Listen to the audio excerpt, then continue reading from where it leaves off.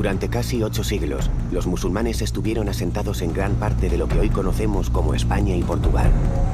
En este periodo de tiempo, en Al-Ándalus se vivió una época de innovaciones y conocimientos, muchos de los cuales siguen vigentes en la actualidad. El legado científico de lo árabe en Al-Ándalus es sin duda una de las grandes capitales que posee la cultura europea y mundial. Algunos de los personajes de la España no andalusí venían a curarse con los médicos árabes, o sea, realmente era la cuna del saber médico. Se podría hacer una larguísima relación de andalusíes ilustres. Sin ellos no podríamos entender buena parte de los conocimientos actuales.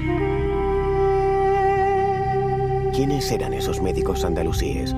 ¿Hasta qué punto aquellos sabios han influido en la medicina y farmacología actuales? Az-Zahrāwī fue un médico y lo conocemos sobre todo por su obra. Su obra es una inmensa compilación de cerca de 1500 páginas de todos los aspectos de las diversas ramas de la medicina, acabando con un apartado dedicado a la cirugía. Toda mi experiencia y conocimientos se concentran en esta extensa obra. Han sido 40 años escribiendo de la forma más sencilla y didáctica lo que un médico ha de saber de este oficio. Escribió este manual porque debía tener un grupo de discípulos a los que enseñar y porque en aquella época no había muchos manuales. En el tratado de Az-Zahrāwī se dedica una amplia descripción a los procesos que tienen que ver, por ejemplo, con oftalmología, traumatología, odontología, etc. Aquí toda persona que se dedique a este menester encontrará respuestas a cualquier problema de salud. Desde curar caries o escayolar una pierna, hasta intervenir mediante cirugía la dolencia del enfermo. Al-Zahrāwī nació en Medina del Sahara, vivió 78 años y dejó un legado extraordinario para la cirugía. Los principios que fundamentó Al-Zahrāwī dan origen realmente al atlas quirúrgico actual. Sin Al-Zahrāwī no sabemos cuándo se hubiera iniciado el diseño de la cirugía moderna. ¿Por qué es su legado tan importante en la cirugía actual? ¿Las operaciones que hoy conocemos serían muy diferentes sin las aportaciones de este sabio andalusí? Además de Az-Zahrāwī, una gran cantidad de médicos, a partir de finales del siglo IX, dejarán una evolución bastante notable en todos los ámbitos de la medicina. Como por ejemplo Al-Ghafiqi, que de Córdoba desconocemos prácticamente cómo fue su vida, sí que conocemos su obra y conocemos su descripción de cómo era una operación de cataratas. Padecer la enfermedad de la catarata era muy traumático porque a la persona le impediría hacer las labores que eran de aquella época agrícolas o actividades ganaderas y sobre todo era muy importante en actividades de guerra no poder realizar una visión correcta. Por lo tanto, la pérdida de visión en todas las épocas es un drama, pero en la Edad Media mucho más. La técnica de la operación de las cataratas en Al-Ándalus era conocida en Oriente, pero también era conocido en el mundo griego y el mundo romano. Hace más de 1000 años, en la península ibérica, médicos como Al-Ghafiqi ya realizaban operaciones de cataratas. Pero, ¿cómo eran aquellas intervenciones quirúrgicas? ¿Recuperaba el paciente la visión del ojo? ¿Utilizaban alguna clase de anestesia? Sabemos que para ciertas operaciones de cirugía sí que se utilizaban anestésicos. No se dicen para este caso concreto, luego podemos pensar que no. Al-Ghafiqi curiosamente describe cómo colocar al paciente. Él ponía al paciente de frente suyo, sujetaban la cabeza y entonces él accedía al ojo por la parte superior. Y con un punzón que tenía una cabeza puntiaguda pero triangular, se presionaba, se hacía una pequeña hendidura en la superficie y se presionaba el cristalino hasta que se desplazaba hacia un lado la catarata. Simplemente se retiraba el cristalino vitrificado, luego no se recuperaría más que parcialmente la visión. También explica detalladamente cómo hacer el posoperatorio, es decir, cómo tratar a ese paciente con manteca de cerdo, con aceite de rosas y el vendaje que había que poner para tener un postoperatorio que fuera menos traumático. El haber perfeccionado mucho la técnica andalusí, el tener una tecnología que sea muy avanzada, ha permitido que un problema que podía ser muy extenso tenga una solución bastante rápida hoy en día. Al-Gafeki fue uno de los primeros cirujanos que se atrevió a operar cataratas en la península ibérica. Pero ¿sabemos si alguno de los conocimientos que aplicaba se siguen utilizando en la oftalmología actual? Al-Gafeki era un adelantado en su época. Él describe perfectamente una cosa muy curiosa que hacemos hoy en día, que es tapar el otro ojo que nos vamos a operar para evitar que hubiera movimiento. Entonces, al final, podemos decir que Al-Gafeki dio muchas pautas que efectivamente hoy en día se trasladan a nuestra época. Los lazos de unión entre Al-Ándalus y el resto del mundo musulmán permitieron la recepción de nuevos descubrimientos médicos. Unos conocimientos que llegaron a la península de las formas más diversas. Hay una enorme cantidad de andalusíes que van a Oriente a hacer su peregrinación a la Meca y aprovechan para formarse en ciencias de la religión, pero también en astronomía, matemáticas y medicina. De modo que todos estos médicos que vuelven con esa formación en medicina acabarán contribuyendo a una elevación del nivel de conocimientos que se desarrolla en la península ibérica. Gracias a estos viajes, los andalusíes entraron en contacto con los sabios más reputados del mundo islámico. Ibn al-Haytham es seguramente el gran físico del siglo X.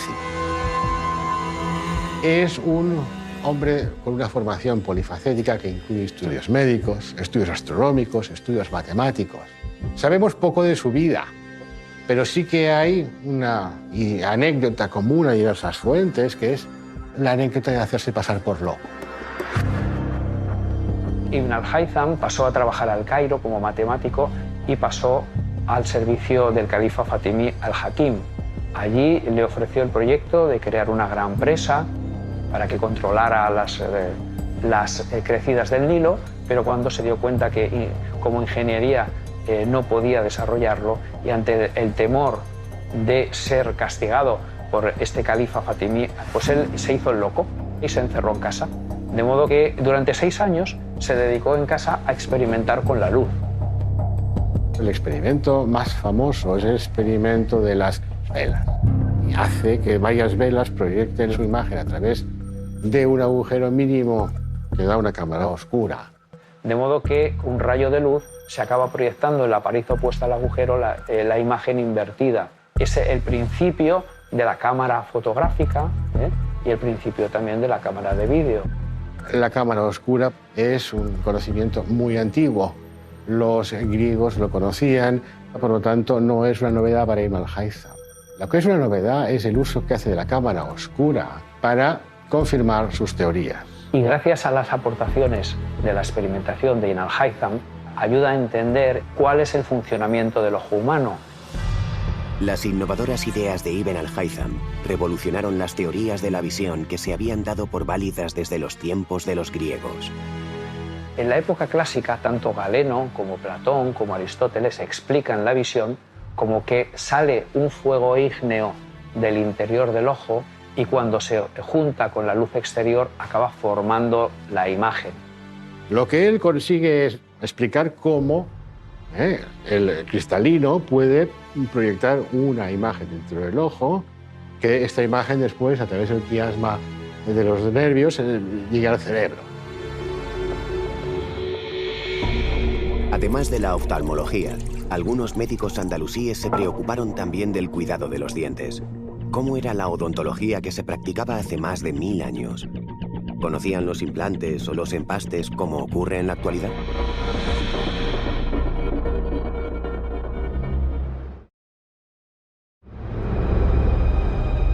En el siglo XVI, Miguel Servet murió quemado en la hoguera.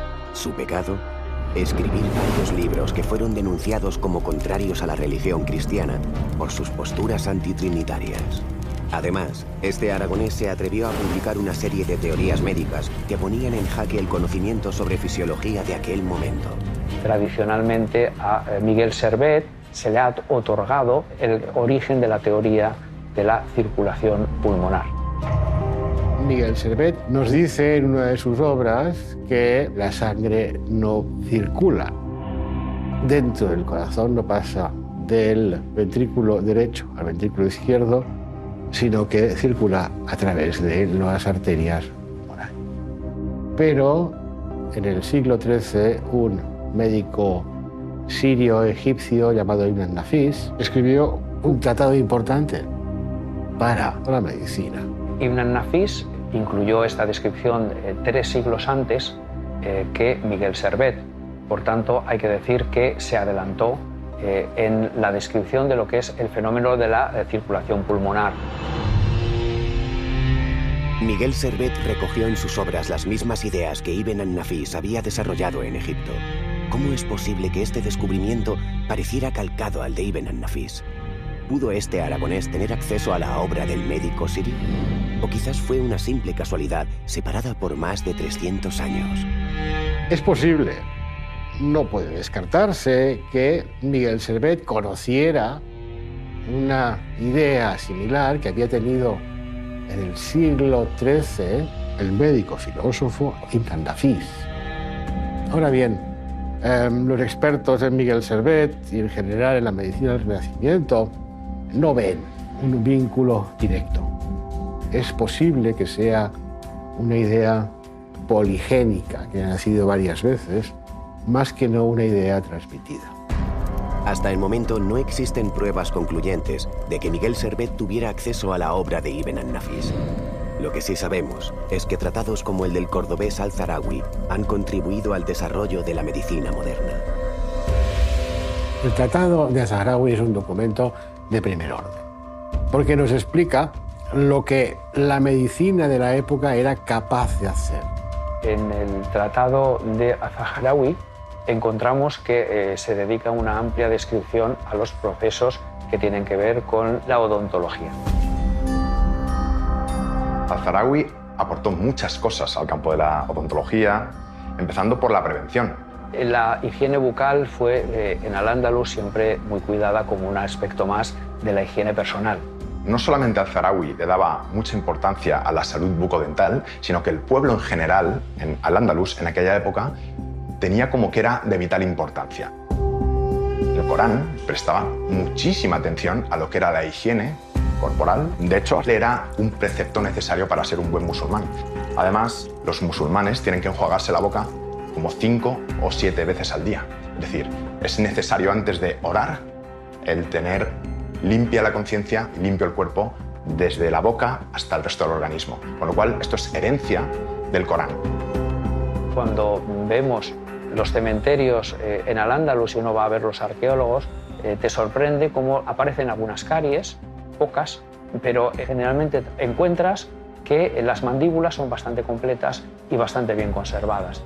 Es decir, esa es la constatación real y efectiva de que esta higiene bucal era muy importante. Una buena limpieza de boca evita que los dientes se enfermen. Pero si, por desgracia, hubiera que extraer alguna pieza dental, hay que asegurarse cuál es la enferma, porque a veces el dolor engaña al paciente y se saca la muela sana.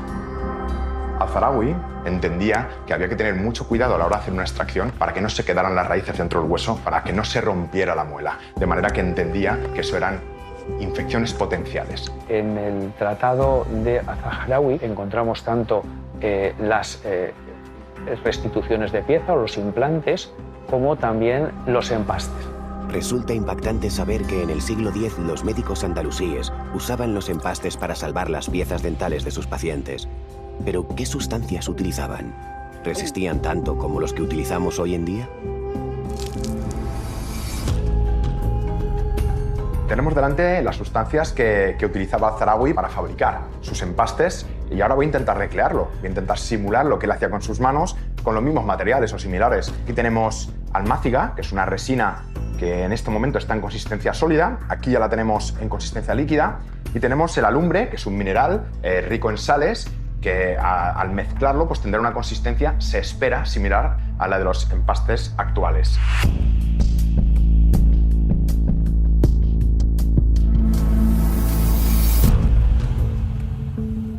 Vamos a compararlo con lo que es una resina compuesta de un empaste actual. Aquí podemos visualizar cómo la consistencia del empaste tradicional y la consistencia del empaste que se utilizaba en Al-Ándalus por Al-Zahrawi puede incluso por el color llegar a ser similar. Vamos a simular lo que sería un empaste. Aquí podemos ver, por ejemplo, esta muela en la cual he provocado una cavidad. Llama mucho la atención que en su momento ya se pensara en que se podía aplicar determinadas sustancias para que no se infectara más y además protegían la muela para que no se rompiera. Fijaos que en unos pocos segundos se ha adaptado perfectamente a todas las paredes de la cavidad que yo he generado, con lo cual me encuentro gratamente sorprendido por la respuesta que ha tenido la mezcla de estas dos sustancias naturales que utilizaba Zahrawi en la época para crear o fabricar estos empastes, porque da la sensación de que la consistencia es muy similar a la de los empastes actuales, incluso la coloración y la manera de trabajar el material, pero he visto que en unos pocos segundos solidifica de manera definitiva, con lo cual el único pero que les pondría es que había poco tiempo de trabajo. Es impresionante el legado que nos ha dejado Al-Zahrawi con respecto a la salud de la boca. Esto, tratándose de hace más de 1000 años, pues lógicamente es un hito que ha marcado completamente la odontología y la ciencia. Sabios andalusíes como Al-Zahrawi comprendían, como ocurre en la actualidad, que la higiene bucal prevenía el deterioro y la pérdida de piezas dentales. ¿Cómo se limpiaban los dientes hace 10 siglos? ¿Conocían los dentífricos y los cepillos como los que usamos a diario? La higiene bucal fue en Al-Ándalus siempre muy cuidada como un aspecto más de la higiene personal. De hecho, siempre se recuerda que el profeta Mahoma utilizaba el siwak. Un siwak era el cepillo que él utilizaba y que hacía con determinadas hebras y con determinadas raíces de algunas plantas con las cuales se cepillaba todos los días, muchas veces al día, antes de rezar. Pidió a la gente que le rodeaba que por favor incluyeran este cepillo de dientes rudimentario para que en esa nueva vida pues, pudiera seguir con su higiene al lado de su Dios, en este caso. Los primeros musulmanes ya usaban unos rudimentarios cepillos de dientes para prevenir caries y posibles infecciones bucales. Esto nos lleva a preguntarnos si acompañaban el cepillado dental con dentífrico como hacemos en la actualidad. El legado que nos ha dejado Al-Zahrawi con respecto a la prevención, verán, los dentífricos que utilizaron en la época eran precisamente para evitar que se forme placa dental, evitará que se inflamen las encías y así prevenir estas dolencias. ¿Sabemos cómo era aquella pasta de dientes que se utilizaba hace más de 1000 años? ¿Con qué sustancia se elaboraba? Ahora vamos a simular lo que era la pasta dentífrica de la época. De hecho, aquí tenemos el hidróxido de calcio. Para conseguir esta sustancia, los médicos de la época utilizaban sales cáusticas que mezclaban con agua destilada, la dejaban reposar durante 3 días y ponían un paño húmedo para conseguir esta consistencia de hidróxido de calcio. Aquí lo tenemos ya hecho directamente y le ponían algunas esencias de frutas, como por ejemplo esta esencia de uva, pues para darle un aroma a la pasta dentífrica que fuera más agradable para el paciente.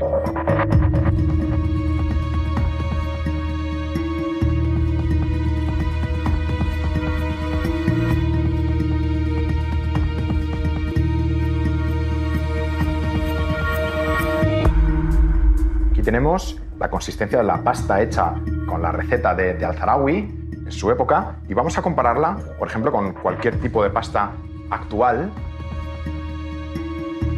Llama la atención que ya a simple vista el color y la consistencia es muy parecido. Y el aroma de la pasta también es agradable.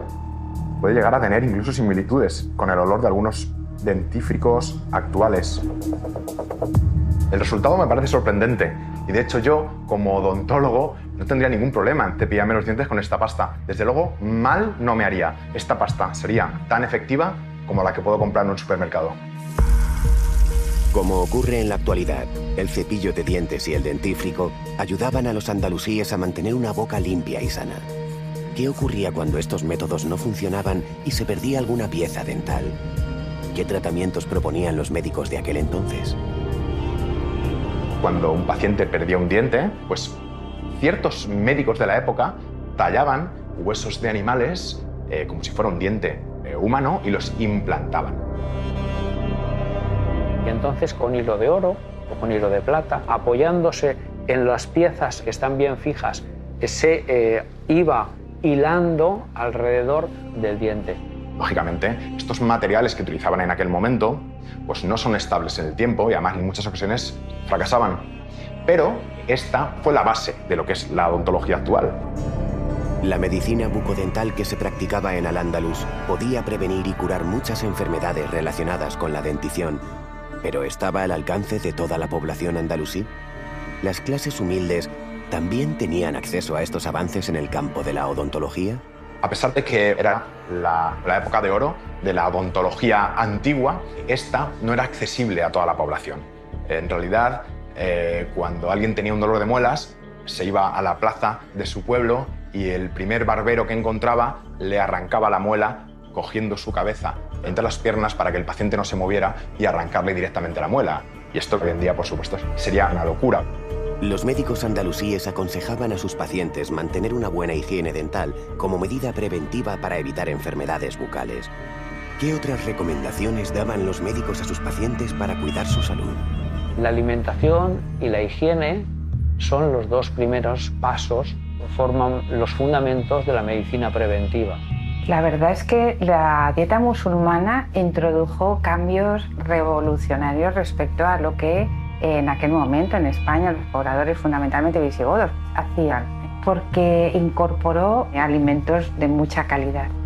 Incluso hay una anécdota preciosa de Sancho el Craso, Craso que significa gordo, que quería ser rey de Navarra, pero que con ese aspecto tan grasiento y tan poco noble no podía serlo, y su abuela lo llevó a la corte de Ramán III. Allí lo puso bajo tratamiento el médico judío Hasdain Saprut, que le mantuvo 40 días a base de infusiones y haciendo ejercicio. Al principio a caballo y luego haciendo ejercicio más intenso, de modo que perdió suficientes kilos para que pudiera recuperar y demostrar que no era una persona incapaz por su obesidad para ser rey.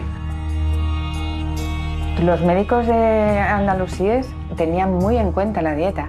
De hecho, ellos heredan el concepto griego de dieta como manera de vivir para prevenir enfermedades y para curarlas. Esas enfermedades, por ejemplo, respondían o bien a cálculos biliares o algún problema digestivo. Se trataba con un tipo de alimentos muy fácilmente digestibles, dietas blandas, se eliminaban las frituras, es decir, algo muy parecido a lo que ha persistido siglos después para tratar las enfermedades digestivas. Para los sabios musulmanes, una alimentación adecuada ayudaba a mantener una buena salud. Uno de sus médicos logró relacionar cada alimento con los beneficios que aporta a nuestro cuerpo. Ibn Hátima es un médico, un granadino muy importante del siglo XIV, que tiene que enfrentarse con la peste en Almería y la vive y después nos la explica. En el Tratado de Ibn Hátima se recomienda la fumigación de viviendas, el aislamiento de enfermos, la limpieza de las ropas, la limpieza de la casa. Es decir, una serie de medidas que nos suenan hoy en día como muy actuales. Algunos sabios en ese momento tienen un atisbo, en principio, de evitar la enfermedad confinándose en sus domicilios y no tuvieron problemas con la peste, pero esto hay que interpretarlo como una observación, no es una recomendación para la población. Ibn Hátima nos explica las circunstancias en que se desarrolla la peste. Y entonces es cuando aquí hay las observaciones interesantes. Observa que la peste se contagia de persona a persona. Esta idea de contagio es una idea revolucionaria para la ciencia de la época. En la medicina andalusí destacaron muchos sabios, pero hubo uno que brilló sobre el resto. Un médico cuyo legado aún perdura en la actualidad. En el tratado de Az-Zahrāwī, en el Kitab al-Tasrīf, encontramos que se dedica una amplia descripción a los procesos que tienen que ver con traumatología. Y es con Al-Zahrawi que se convierte en una disciplina médica articulada y bien organizada. La verdad es que fue un personaje súper revolucionario, porque podemos decir que es un autor que redactó su obra en el siglo XI. Por ejemplo, él ya habla de una especie de yeso que se pone en la dislocación de cualquier zona del cuerpo. Pues eso son escayolas. En lo que a huesos se refiere, he encontrado en elementos tan simples como la harina y el huevo la solución perfecta para que las vendas queden tan duras como las piedras. De esta manera, las piernas o los brazos quedan totalmente inmovilizados, disminuyendo por la gracia de Alá el tiempo de curación del enfermo. De Al-Ándalus nos ha llegado mucha información sobre médicos y curiosamente todos eran hombres. ¿Qué ocurría con las mujeres? ¿Podían ejercer esta profesión? Las respuestas las encontramos en el tratado de otro hombre, el sabio Al-Zahrawi. Al-Zahrawi era discípulo de Arif y Said, el cual fue el primer autor de un tratado completo hispanoárabe sobre obstetricia y pediatría. Al-Zahrawi, en su gran tratado médico, trató poco sobre obstetricia, porque no era común que los médicos del Al-Ándalus se dedicaran a la obstetricia, porque el pudor de las mujeres a presentar su cuerpo desnudo ante ellos les llevaba a rechazar la presencia de médicos varones. En el Al-Ándalus, cuando una mujer daba a luz, necesitaba una profesional. Las cabilas eran las matronas hispanoárabes andalusí. Asistían al recién nacido en su nacimiento y asistían a la parturienta durante la cuarentena, a la que visitaban periódicamente. Estas cabilas iban de un lado para otro, no solo en las grandes ciudades ofreciendo sus servicios, pero también a la población rural, ayudando cuando era necesario.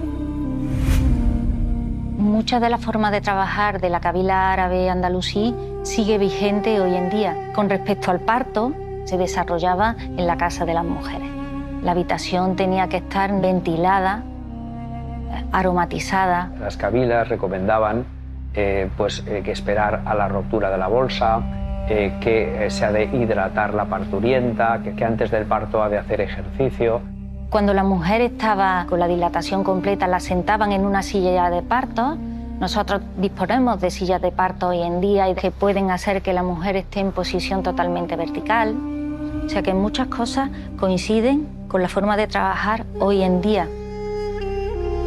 Socialmente suponemos que las cabilas árabes eran mujeres muy respetadas, simplemente porque eran las únicas a las que el juez, el cadí, podía llamar a testificar en determinados asuntos. Casos en los que el marido creía que su mujer no era capaz de concebir hijos y la quería repudiar.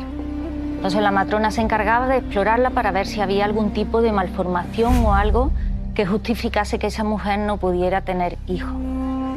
A nivel comercial también colaboraban en la valoración de las esclavas y no tenía el mismo precio una esclava que era capaz de procrear o de mantener relaciones sexuales que una que no lo tenía.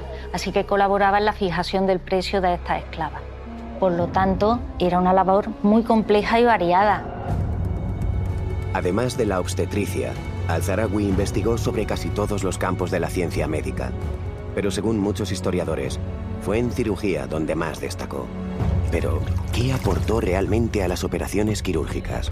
¿Por qué es una figura tan respetada dentro de la medicina de hoy en día?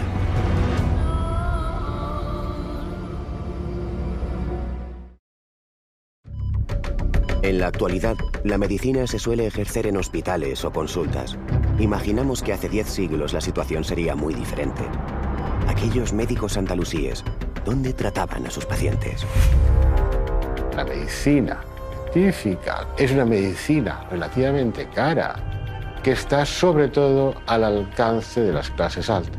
En este sentido, es el palacio y su entorno, la dinastía califal y todos sus satélites los que promueven en buena medida este florecimiento de la medicina. Los mejores médicos ejercían su profesión en palacio al servicio de las clases altas andalusíes. Una situación muy diferente era la que vivía el resto de la sociedad. En Al-Ándalus, la población acudía a casa del médico y allí le pasaba consulta. Hay noticias de la larga fila de sillas que había en las consultas de determinados médicos y esto hablaba de la fama del mismo. Por otro lado, hay que decir que en Oriente encontramos desde el siglo IX y desde el siglo X esa proliferación de hospitales. Por tanto, el hospital viene de Oriente, del mundo persa. El primer hospital que se construye en Al-Ándalus es el Maristán de Granada. Un hospital que se construye muy tardíamente, ya en el siglo XIV. No se puede comparar con hospitales de Oriente que tenían capacidad para 3.000 pacientes. Podríamos pensar en principio que pudieran caber a lo mejor 300. Hay que decir que los hospitales que era para asistencia a los enfermos pobres, pero lo que podemos suponer es que era para asistencia a los enfermos, sobre todo dementes, lo que llamaríamos hoy en día un manicomio. De hecho, hay hospitales en Oriente que tenían salas para dementes, cosa que en el mundo cristiano los encerraban en una torre o los encerraban en una cárcel, no en un hospital, ¿no? Los maristanes conjugaban una estructura especializada en áreas, quirófanos, dispensarios, áreas de atención a enfermos mentales, áreas de atención a distintas patologías, enfermos infectos contagiosos. Por consiguiente, fueron la esencia de lo que en la actualidad es el modelo de hospital universitario de máxima calidad científico, técnica y asistencial. En el mundo islámico, los hospitales ya se conocían hace más de 1000 años. Allí los médicos intentaban por todos los medios curar a sus pacientes. Pero, ¿disponían de fármacos adecuados para acabar con esas enfermedades? ¿Aquellas medicinas se parecían en algo a las que utilizamos hoy en día? Los inicios de la profesión farmacéutica con independencia de la medicina aparecen también en el mundo árabe, en Al-Ándalus. Los orígenes de esta farmacología hay que buscarlos sobre todo con la llegada del manuscrito de Dioscórides que envía el emperador Constantino a Terramán III. Este libro de Dioscórides contenía 600 recetas y preparados médicos. La materia médica de Dioscórides estaba como documento, pero no se había llegado a interpretar correctamente todos los contenidos, todas las drogas que allí se citaban. Y este es el papel un poco que juega el monje Nicolás, con su conocimiento de la materia médica original, que le permitió hacer el papel de traductor. Y entonces empezaron a traducir todos los nombres que estaban del griego, a identificar todo ese tipo de plantas que había ahí descritas. Y eso fue, digamos, el punto de arranque de toda la explosión de conocimiento científico andalusí. La materia médica de Dioscórides supuso un punto de inflexión en la farmacología andalusí. Aquellos sabios ya sabían para qué dolencia se utilizaba cada planta. El siguiente paso era emplearlas de una forma precisa y correcta para lograr que los enfermos sanasen. Los jardines botánicos de Al-Ándalus se plantaban especies que iban a ser utilizadas como remedio o iban a formar parte de otros compuestos. Hemos encontrado libros simples, me refiero a especies vegetales que por sí tenían ya una utilidad, y luego tenemos también otros documentos que son los libros de compuestos, donde se decían medicamentos con más de un simple. Los mejores fármacos siempre se elaboraban en palacio. Allí los médicos experimentaban con todo tipo de compuestos en su búsqueda de nuevas medicinas. ¿Pero consiguieron ampliar los conocimientos que adquirieron del tratado de Dioscórides? ¿Hubo algún andalusí que destacó en el campo de la farmacología? Ben Wafid es una figura importantísima dentro del desarrollo de la farmacología en el siglo XI. Es un autor que nació y murió en Toledo, en la corte de los Dunnún. Se le conoce como un médico de un carácter eminentemente práctico. La aportación más importante, no la única, porque tiene varios libros, pero la más importante es el libro de la almohada. Este libro de la almohada recoge muchas recetas para todas las enfermedades que él describe desde la cabeza a los pies. En el libro de Ben Wafid, de las 900 y pico recetas o medicamentos Hay al menos 200 drogas nuevas, 200 utilidades, partes, digamos, de una planta que se utilizaban para hacer un medicamento. El libro de la almohada de Ibn Wafid aportó numerosas recetas que suponían una novedad para la farmacología de la época. Si esta ciencia vivió uno de sus momentos más álgidos de la historia, el campo de la cirugía tampoco se quedó atrás. Los musulmanes asentados en la península ibérica llegaron a practicar intervenciones quirúrgicas que nada tenían que ver con la curación de enfermos.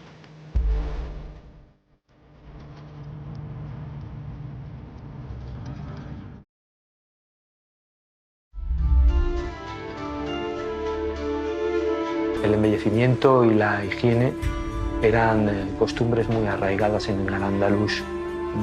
Un reino que formaba parte del Islam estaba indicado por las autoridades también religiosas, que las personas cuidaran mucho de su imagen y que estuvieran limpias, una parte importante en la sociedad.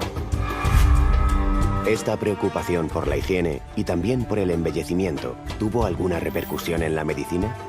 Hubo médicos que se volcaron en solucionar problemas relacionados con la estética. Si bien no era costumbre hacer intervenciones estéticas por embellecer solamente, sí había costumbre para hacer intervenciones con el fin de arreglar algo que estaba mal. Hay evidencias de intervenciones estéticas en Al-Ándalus. Por ejemplo, narices gordas o grotescas o personas que tienen los labios muy gruesos y que al sonreír no muestran los dientes, orejas mal formadas. También aparece descrita en los tratados de Al-Farawi. El campo de la cirugía plástica estética hay documentos muy antiguos. Por ejemplo, en la India antigua ya había tratados donde se explicaba cómo hacer una reconstrucción nasal. En Grecia hubo publicaciones también importantes de algunos procedimientos estéticos, pero sobre todo en Al-Ándalus se habló con más claridad de cirugía plástica.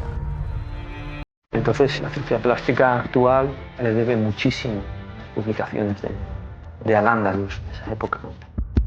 Si los médicos andalusíes se atrevían a hacer intervenciones para corregir defectos físicos, ¿qué otras operaciones quirúrgicas realizaban?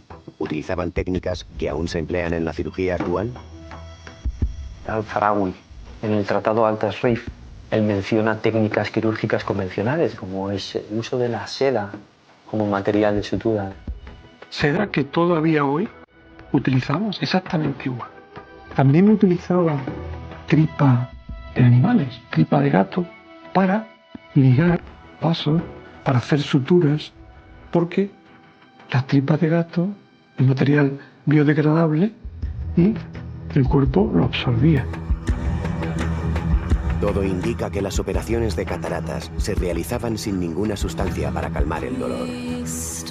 Pero ¿qué ocurría cuando los cirujanos tenían que abrir los cuerpos de sus pacientes? ¿Utilizaban algún tipo de anestesia? La anestesia hasta el siglo XVII y XVIII realmente no existía como tal.